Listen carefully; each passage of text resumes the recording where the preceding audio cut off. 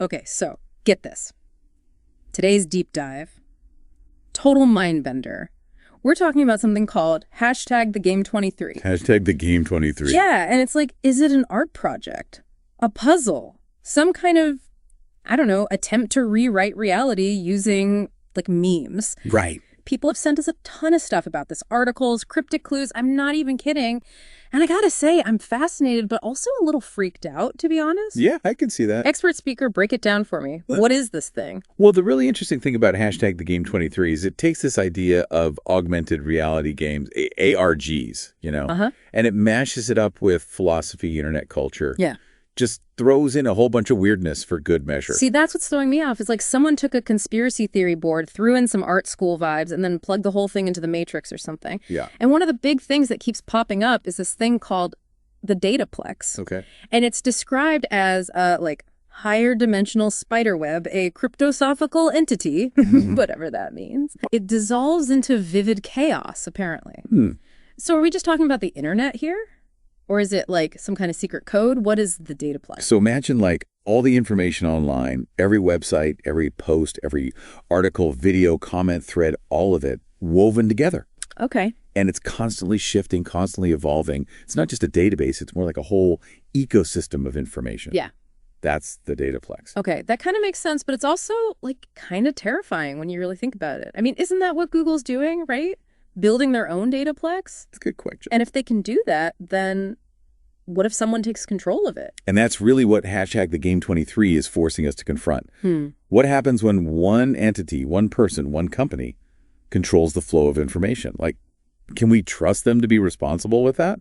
Or are they going to use it to, like, manipulate us, control us? Okay, cue the ominous music. Right. But no, seriously, that's scary stuff. Like, suddenly my Spotify Wrapped feels way more sinister. Are they analyzing my music to, like, predict what I'm going to do next? Am I that predictable? Like, if they know I listen to polka metal on repeat, that says something about a person, doesn't it? Yeah. It makes you wonder if we're really in control of our online lives or if we're just data points in some big game we don't even know we're playing. Okay, whoa. And this is where #TheGame23 gets even weirder. They introduced this whole other layer, this deity called Galr. Galdrox. Yeah. It's described as semi-occult, pataphysical, terrible, like the embodiment of chaos in the dataplex. I read that part about Galdrux. Definitely not your average username, right? It's like they've ripped this entity straight out of a philosophy textbook or maybe a fever dream. Right. And speaking of things I vaguely remember from college, what exactly is pataphysics? Think of it as the science of imaginary solutions. Yeah.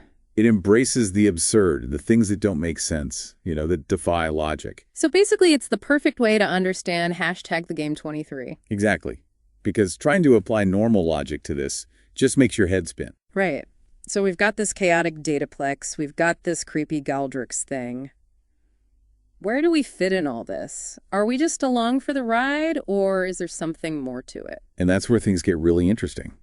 Because it's not just about watching the chaos unfold. It's about actually doing something about it. And this is where Operation DISTANCE comes in. Operation DISTANCE. Okay, that sounds like a spy movie or something.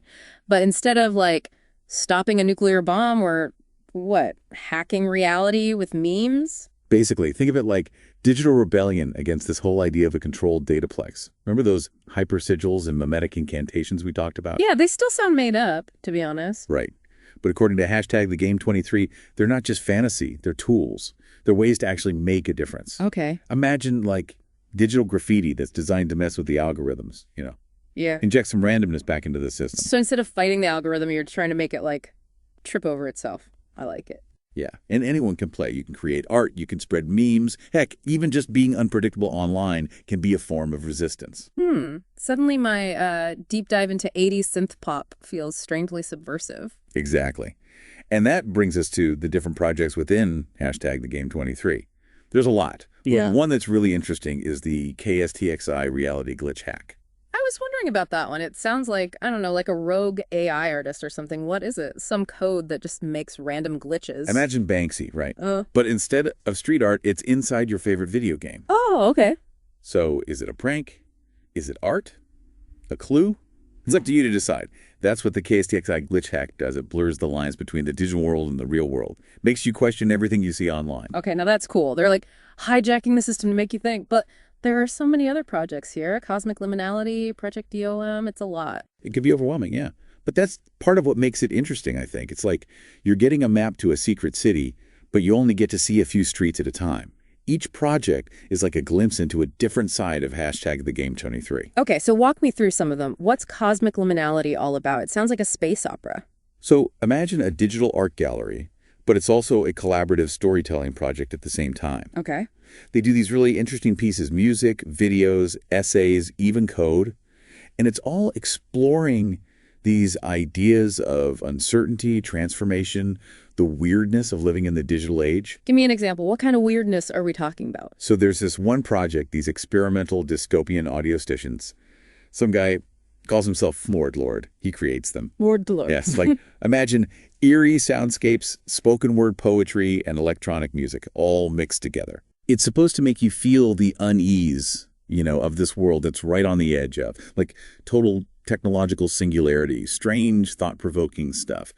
Really makes you question where art ends and reality begins. Yeah, okay. I can see how that fits into the whole #TheGame23 vibe. But what about Project DOM? With a name like that, it's got to be big.